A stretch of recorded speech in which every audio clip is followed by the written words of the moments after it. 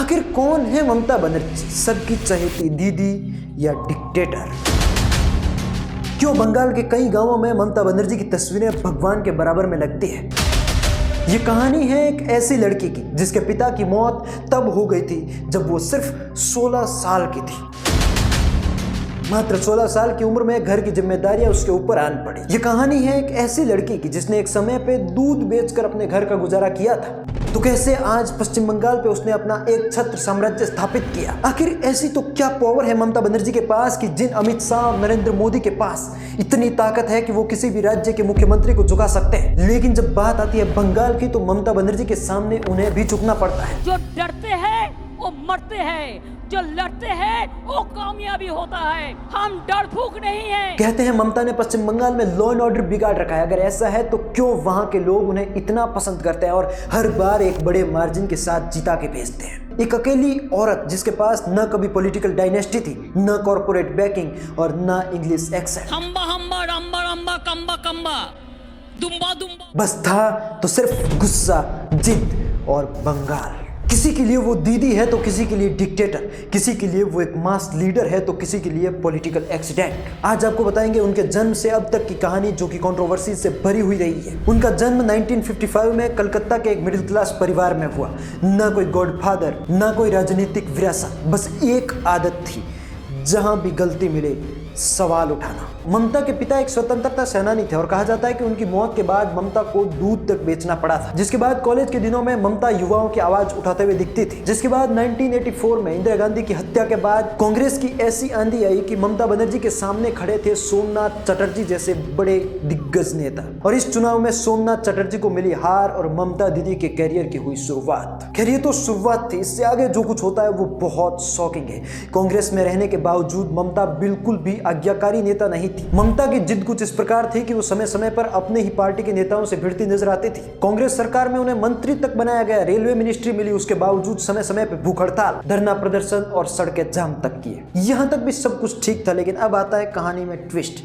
ममता बनर्जी कांग्रेस को छोड़ देती है और एक नई पार्टी बनाती है, सर्व भारतीय तृणमूल कांग्रेस। फिर ऐसे कई नेता कब आते हैं कब चले जाते हैं पता ही नहीं लगता। एक अपनी नई पार्टी बनाते हैं, अपने पास एक सांसद एक एमएलए होता है और बात खत्म। लेकिन ममता के साथ ऐसा नहीं हुआ। 1998 के चुनाव में ममता दीदी की पार्टी से कुल 8 सांसद जीत के आए और ये कांग्रेस और सीपीएम दोनों के लिए एक अल्टीमेटम था कि अब आप बंगाल में खत्म होने वाले हैं। जी हाँ, सीपीएम यानी कम्युनिस्ट पार्टी, जिसने कि 3 दशक से अधिक समय तक बंगाल में राज किया और आज वो कहीं विलुप्त से हो चुके हैं। साल 2011 से पहले Nandigram land acquisition, Singur land acquisition, जब बड़े बड़े बिजनेसमैन के प्लांट वहां लगते हैं और किसानों की जमीन उसमें जा रही होती है, तो ममता दीदी अपनी हड़ताल के दम पे, अपनी हुंकार के दम पे वो सारी लैंड्स किसानों के लिए बचा लेती है। और शायद यही वो कारण था कि लगभग 34 साल तक बंगाल में एक छत्र राज करने वाली सीपीएम आज गायब हो चुकी है और 2011 में बंगाल में आती है ममता बनर्जी की सरकार। ये सिर्फ एक इलेक्शन में हुई जीत नहीं थी,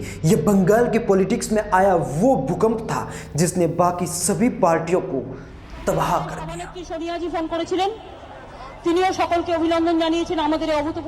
खैर कहानी यहाँ खत्म नहीं होती। उनकी दीदी वर्सेस डिक्टेटर वाली इमेज की कहानी तो यहीं से शुरू होती है। पावर मिल जाना एक अलग बात है और उसे दशकों तक संभाले रखना एक और बात है। और अब आपको बताते हैं कि ऐसा तो क्या है उनके पास कि वो बार बार बंगाल को जीत पाने में सफल होती है और वहां की जनता उन्हें भगवान तक मानती है। दीदी ओ दीदी, दीदी ओ दीदी। ओम जयंती मंगला काली भद्र काली कपालिनी दुर्गा शिवा क्षमा धात्री सहा सदा नमस्तुते। दोस्तों, फ्री बीज का जो सबसे बड़ा कल्चर हमें आज के दिन दिखता है वो सबसे बड़े तौर पे चलाया जाता है पश्चिम बंगाल सरकार के द्वारा। ममता बनर्जी ने बंगाल में कई सारी योजनाएं शुरू करी, जैसे सबूत साथी योजना, कन्याश्री योजना, स्वास्थ्य साथी योजना। ये योजनाओं के अलावा भी लड़कियों की शादी, उनकी पढ़ाई, हेल्थ कार्ड, सब कुछ मिला बंगाल की जनता। पर इसी दौर में एक और इमेज बनती है ममता द डिक्टेटर की, वन वुमेन गवर्नमेंट की। कैबिनेट से से ज़्यादा डिसीजन उनके हाथ में होते हैं। ऑपोजिशन कहता है ऑथोरिटियन,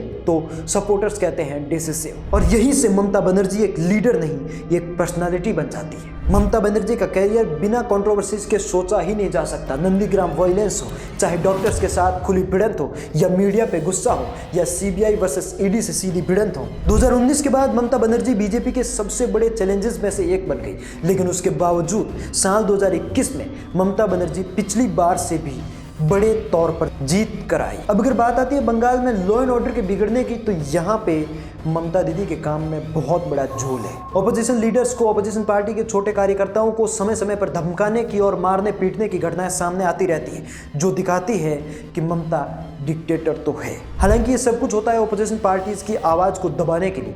आम जनता के साथ इस प्रकार की ज़्यादा घटनाएं हमें देखने को नहीं मिलती है, और इसीलिए आम जनता उन्हें वोट भी करती है। अब आप उन्हें डिक्टेटर माने या भगवान, ये आप पर निर्भर करता है। खैर, ममता दीदी के बारे में तो सब कुछ हमने जान लिया, लेकिन उन्होंने पिछले 15 साल में बंगाल के लिए क्या किया है? आज बंगाल जिस हालत में है, क्या उसकी जिम्मेदार सिर्फ ममता बनर्जी है? क्या उन्होंने बंगाल को बर्बाद ही किया है? इसके बारे में हम जानेंगे अगले एक और वीडियो में। तो उसके लिए चैनल को सब्सक्राइब करके नोटिफिकेशन बेल ऑन रखिएगा, ताकि अगली वीडियो सीधे पहुंचे आपके पास।